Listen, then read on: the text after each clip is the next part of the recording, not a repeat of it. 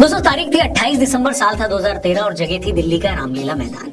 ये वो दिन था जब कुछ महीने पुरानी आम आदमी पार्टी के नेता अरविंद केजरीवाल ने मुख्यमंत्री पद की शपथ ली। जब केजरीवाल जी दिल्ली के मुख्यमंत्री बने तो लाखों हिंदुस्तानियों को लगा था कि उनके बीच का कोई अपना आदमी इतने बड़े पद पर पहुंच गया है। लोगों को लगा कि देश की पॉलिटिक्स में अब ईमानदारी का सैलाब आ जाएगा, कट्टर ईमानदारी की नदियां बहने लगेंगी।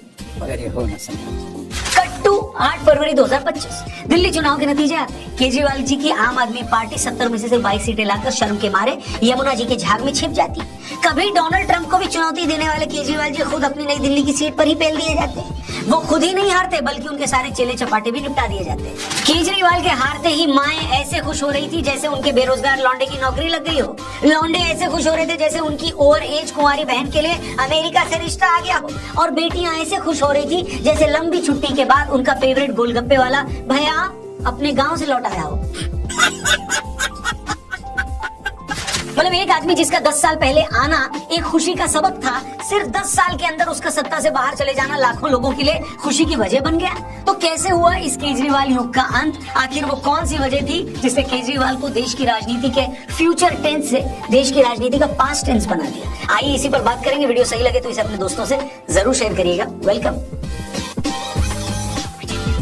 बशीर बद्र साहब का एक मशहूर शेर है कि कुछ तो मजबूरियां रही होंगी, यूं ही कोई बेवफा नहीं होता।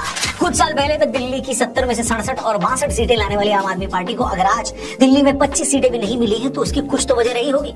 ऐसे ही दिल्ली वालों ने उनकी ये गत नहीं की। और केजरीवाल और उनकी पार्टी की हार की सबसे बड़ी वजह ये रही दोस्तों कि पॉलिटिक्स में आने से पहले वो जिन जिन बातों का विरोध करते थे, पॉलिटिक्स में यानी सत्ता में यानी पावर में आते ही उन्होंने हर उस एक बात की माला बनवाकर उसे अपने गले से लगा लिया।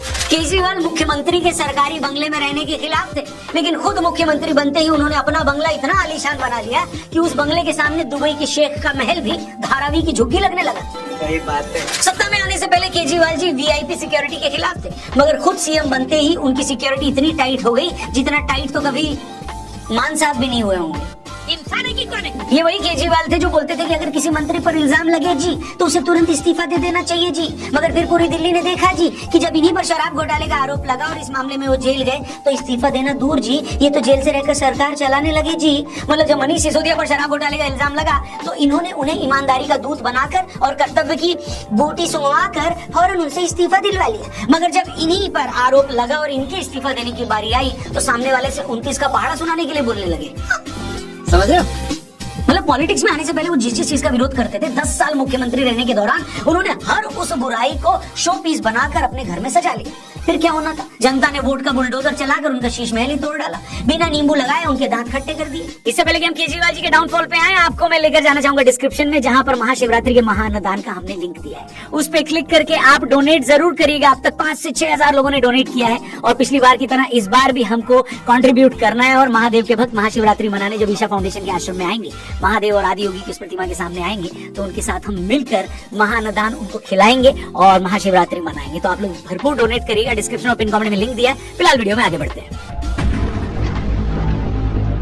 तो दोस्तों आगे बढ़ते हैं वीडियो में। दूसरी बात जो केजरीवाल जी और उनकी पार्टी को ले डूबी वो थी उनकी मौका परस्ती। कुछ लोगों का तो यहाँ तक मानना है कि केजरीवाल जी सिद्धांतों की राजनीति की बात तो करते हैं लेकिन हकीकत में उनके जैसा मौका परस्त नेता उन्होंने आज तक नहीं देखा। और ये सारा कमेंट उनके नजदीकी लोगों ने उन पर किया है। कुछ एग्जांपल्स देखिए। 2011-12 में केजरीवाल ने अन्ना हजारे की लीडरशिप में उस वक्त की कांग्रेस सरकार के खिलाफ आंदोलन चलाया था। वो दिन रात कांग्रेस को करप्ट बताते थे, लेकिन 2013 के इलेक्शन में जैसे ही उनकी थोड़ी कम सीटें आई और सरकार बनाने के लिए उन्हें कुछ सीटें चाहिए थी तो उन्होंने उसी कांग्रेस का सपोर्ट ले लिया जिसे वो 2 साल से भिगो कर गीली चप्पलें मार रहे थे। बताओ, अभी सरकार बनाए 50 दिन भी नहीं हुए थे कि केजरीवाल को लगा कि मैं तो देश का पीएम भी बन सकता हूं। तभी वो दिल्ली की सरकार से इस्तीफा देकर मोदी के खिलाफ चुनाव लड़ने वाराणसी चले गए। जब वहां बात नहीं बनी तो दिल्ली आकर यहाँ के लोगों से माफी मांगने लगे कि मुझे वहां नहीं जाना चाहिए था, मुझे तो कांग्रेस का सपोर्ट भी नहीं लेना चाहिए था। मगर 2024 के इलेक्शन में जब उन्हें बीजेपी को हराना था तो उन्होंने उसी दिल्ली में उसी कांग्रेस के साथ लोकसभा में फिर से समझौता कर लिया। मगर जब लोकसभा में एनडीए गठबंधन की सरकार नहीं बनी तो उसके फौरन बाद आम आदमी पार्टी के मंत्री गोपाल राय ने प्रेस कॉन्फ्रेंस करके कहा कि हमारा कांग्रेस से गठबंधन सिर्फ सेंटर के लेवल पे था, स्टेट में तो हम अकेले लड़ेंगे।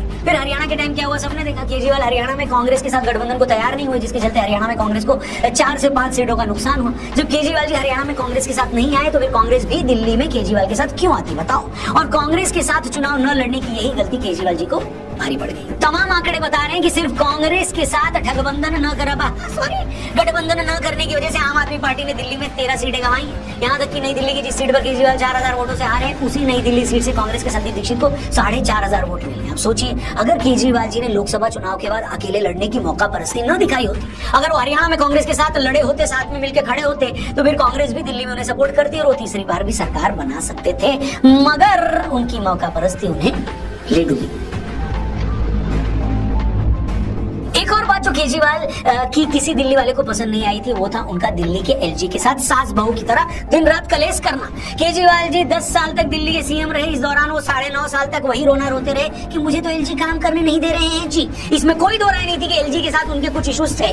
ये भी हो सकता है कि उन्होंने केजरीवाल सरकार के काम में अड़ंगे लगाए भी हों, लेकिन जो भी था केजरीवाल जी को उसी सिस्टम में रहकर काम करना चाहिए था। आखिरकार जब शीला जी भी दिल्ली की मुख्यमंत्री थी, तब भी तो दिल्ली की यही व्यवस्था थी, तब भी 6 साल तक वाजपेयी जी की सरकार थी सेंटर में, मगर शीला जी के टाइम तो दिल्ली में बहुत सारा काम हुआ था।